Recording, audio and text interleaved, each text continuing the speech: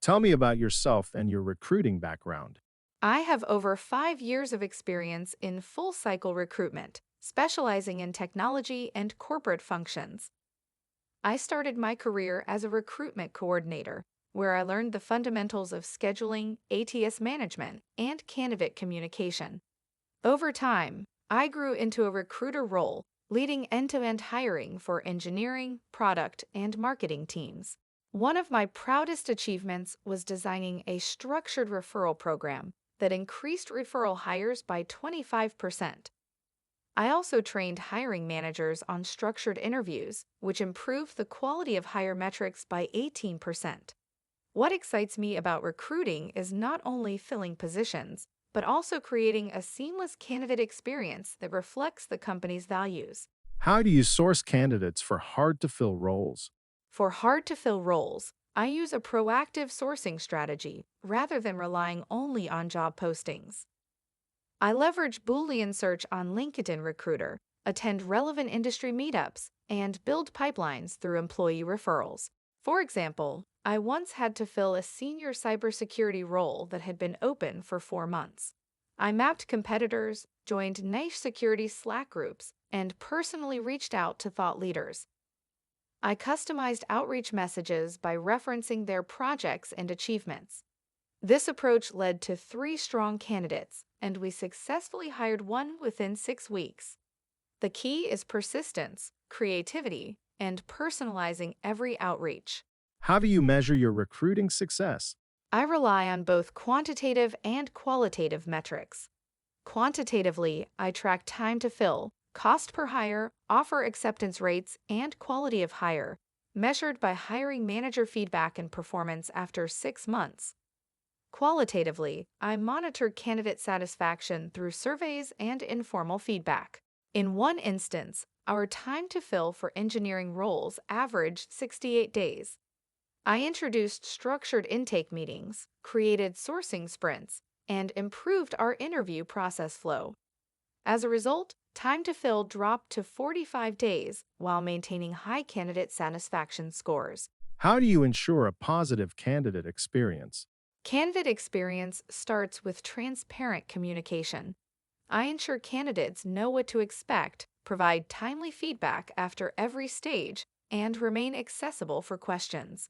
In my last role, I implemented automated email updates in our ATS, combined with personal follow ups for key candidates. Even when candidates weren't selected, I gave constructive feedback. One candidate later referred another who ended up being hired, proving the long term benefits of treating candidates respectfully. Describe a time when you had to manage multiple open roles. How did you prioritize? At one point, I was managing 25 open requisitions across engineering, sales, and HR.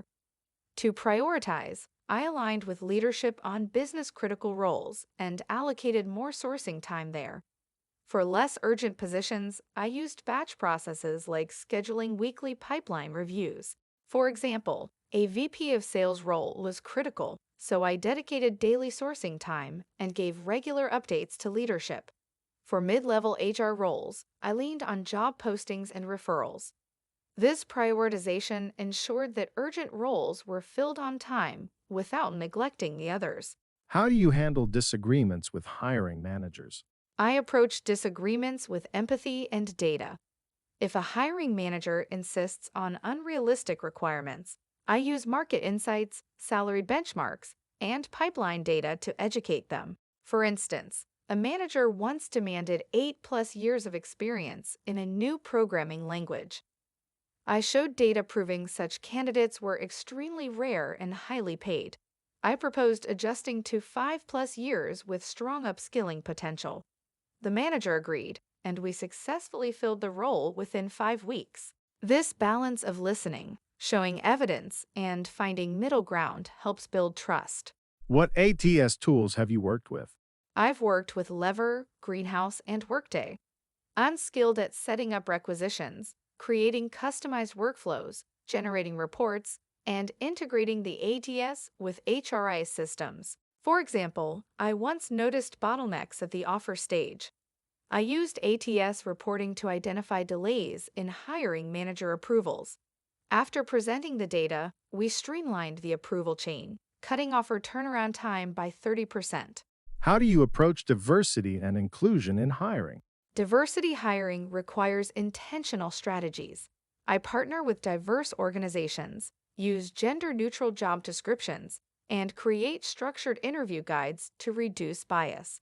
In one project, I collaborated with women in tech communities and set up a blind resume review system for software engineer roles. This led to a 35% increase in female applicants, and women accounted for 40% of our final hires in that cycle. I believe recruiters are gatekeepers for inclusion, and our practices directly shape workforce diversity. Tell me about a time you made a bad hire. What did you learn? I once placed a marketing manager who looked excellent on paper but turned out to be a poor cultural fit. They left within 3 months, which cost the company time and resources. Reflecting on this, I realized I had focused too much on technical skills and not enough on soft skills and team alignment. Since then, I've incorporated behavioral interviews and culture fit assessments into my process. As a result, my retention rate for new hires improved significantly. What motivates you as a recruiter? What motivates me is the impact recruiting has on both the individual and the business. Helping someone find a role that advances their career is deeply rewarding.